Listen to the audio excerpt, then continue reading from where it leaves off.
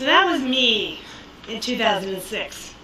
I weighed over 300 pounds, I had triglycerides of 500, and I had just been diagnosed with type 2 diabetes. Now, type 2 diabetes is when your body doesn't use insulin properly. And I like to imagine it as this sugar sludge going through my bloodstream to the soundtrack of Jaws. Like 29 million other Americans, I was sent home with a diet, a prescription, and a little booklet about my disease. And as I dug into it, I learned a dirty little truth. Two, actually.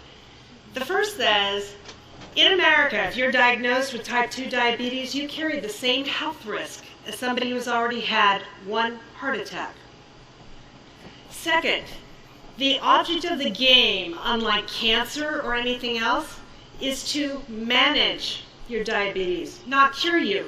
So your doctors will work very, very hard to try to prevent complications that might ruin the quality of your life or kill you.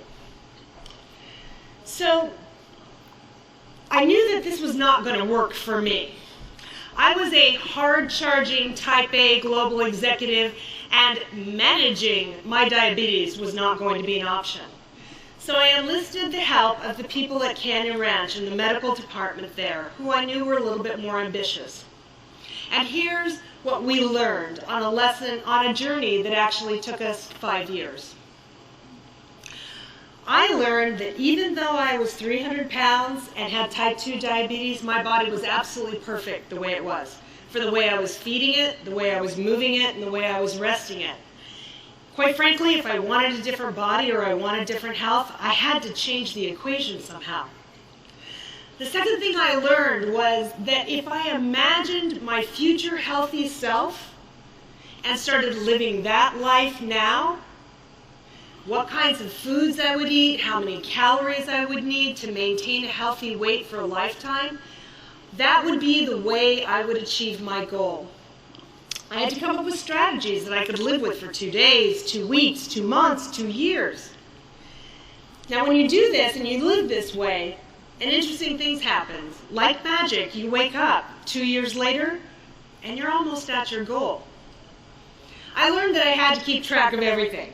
So I used iPhone apps like Lose It, and I used my Up Band to track how much sleep I was getting and how much exercise I was getting along the way. And this really helped me to keep the game kind of rational instead of emotional the way it can get.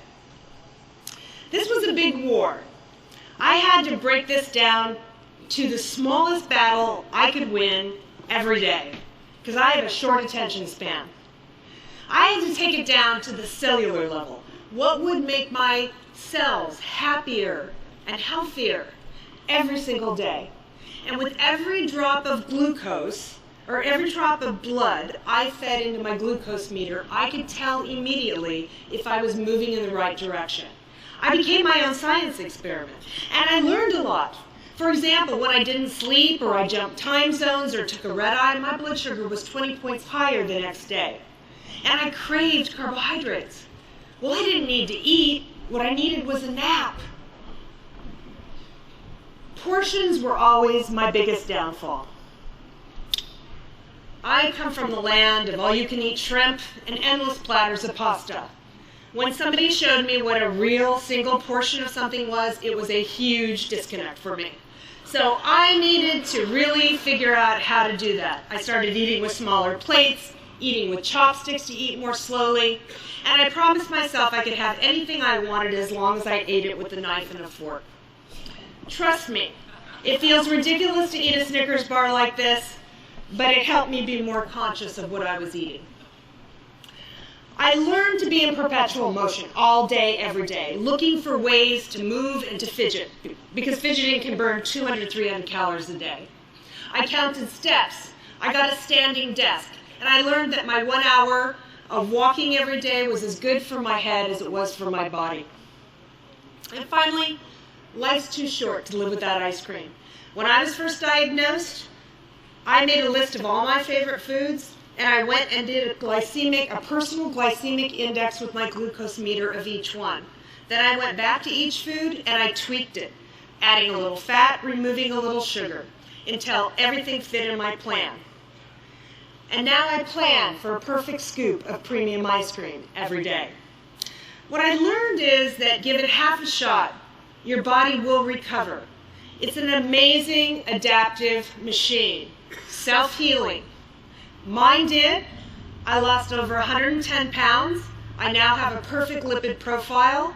I've had healthy, normal blood sugar without medication for more than 5 years. I am no longer a type 2 diabetic. So, thank you very much. So, if any of you have a health issue that you need to deal with or a life change you need to deal with, I urge you to imagine your healthy future self and start living that life now. Break your journey down into little battles you can win.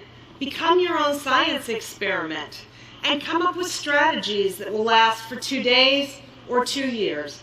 And most of all, you need to start eating like your life depends on it, because it does.